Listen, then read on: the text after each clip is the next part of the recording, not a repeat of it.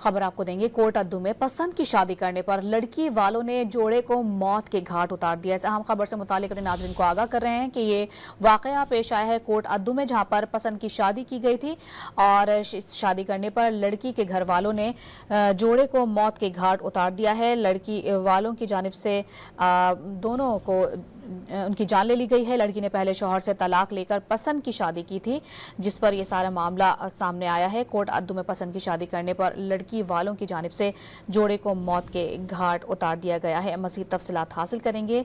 Don news के नुमाइंदे मोहम्मद अली हमारे साथ मौजूद हैं। मोहम्मद अली, इससे मुतालिक मज़ीद क्या चीज़ें सामने आ सकी हैं?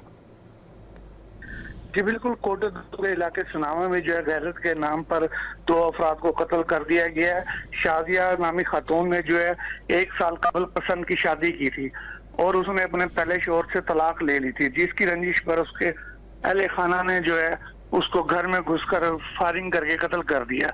पुलिस ने वाकये का मुकदमा दर्ज कर लिया और मुलजमान की गिरफ्तारी के लिए छापे मारना शुरू कर दिए। पुलिस ने मुकदमा दर्ज कर लिया है। तफसीलात बता रहे थे मोहम्मद अली, बहुत शुक्रिया आपका।